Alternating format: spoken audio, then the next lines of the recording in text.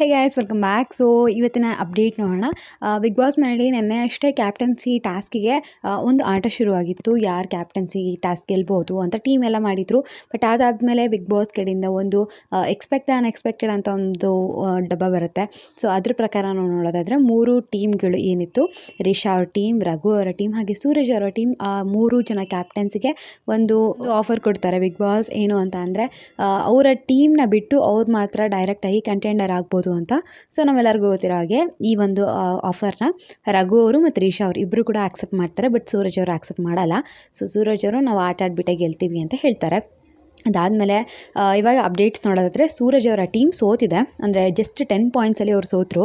So ಆ ಕಾರಣದಿಂದ ಸೂರಜ್ ಅವರ ಟೀಮಿಂದ ಯಾರೂ ಕೂಡ ಕಂಟೆಂಡರ್ ಆಗಿ ಇವಾಗ ಬರ್ತಾ ಇಲ್ಲ. ಸೊ ಇವಾಗ ಇನ್ನೆರಡು ಟೀಮಲ್ಲಿ ನೋಡೋದಾದರೆ ರಘು ಅವ್ರ ಟೀಮ್ ಗೆದ್ದಿರೋದು ಆ್ಯಕ್ಚುಲಿ. ಆದರೆ ರಘು ಅವರು ಆಲ್ರೆಡಿ ಇವಾಗ ಕ್ಯಾಪ್ಟನ್ಶಿಪ್ ಕಂಟೆಂಡರ್ ಆಗಿ ಅವರು ಆಫರ್ನ ಆಕ್ಸೆಪ್ಟ್ ಮಾಡಿರೋದ್ರಿಂದ ಅವರ ಟೀಮ್ ಅವರು ಯಾರೂ ಬರೋದಿಲ್ಲ.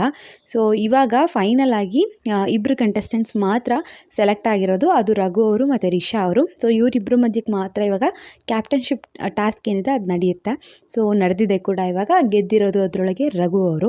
So big boss season 12 first captain ಆಗಿರೋದು ಒಬ್ಬ ವೈಲ್ಡ್ ಕಾರ್ಡ್ ಕಂಟೆಸ್ಟೆಂಟ್, ಅದು ರಘು ಅವರು. ಸೊ ಸ್ವಲ್ಪ ಮೈಂಡ್ ಗೇಮ್ ಯೂಸ್ ಮಾಡಿದ್ರು, ತಪ್ಪಲ್ಲ. ಬಟ್ ಇಲ್ಲಿ ಜನರ ಮನಸ್ಸನ್ನ ಗೆದ್ದಿದ್ದು ಸೂರಜ್ ಅವರು ಅಂತ ಹೇಳ್ಬೋದು. ಸಿಕ್ಕಾಪಟ್ಟೆ ಅವ್ರಿಗೆ ಪಾಸಿಟಿವ್ ಕಮೆಂಟ್ಸ್ ಬಂದಿದೆ. ಅದರೊಳಗೂ ವೈಲ್ಡ್ ಕಾರ್ಡ್ ಆಗಿ ಬಂದು ಈ ಥರ ಅವರ ಆಟನ ಅವರು ತುಂಬ ಚೆನ್ನಾಗಿ ತೊಗೊಂಡು ಹೋಗ್ತಾ ಇದ್ದಾರೆ. ಸೊ ನಿಮ್ಗೇನು ಅನಿಸುತ್ತೆ, ನಿಮ್ಮ ಫೇವ್ರೇಟ್ ಯಾರು ಈ ವೈಲ್ಡ್ ಕಾರ್ಡಲ್ಲಿ ಅಂತ ಕೂಡ ತಿಳಿಸಿ. ಸೊ ಲೈವ್ ಅಪ್ಡೇಟ್ ಪ್ರಕಾರ ಅಂತೂ ಇವಾಗ ರಘು ಅವರು ಕ್ಯಾಪ್ಟನ್ ಆಗಿದ್ದಾರೆ. ಮೋಸ್ಟ್ಲಿ ಇದು ನಾಳೆ ಎಪಿಸೋಡಲ್ಲಿ ಟೆಲಿಕಾಸ್ಟ್ ಆಗ್ಬೋದು.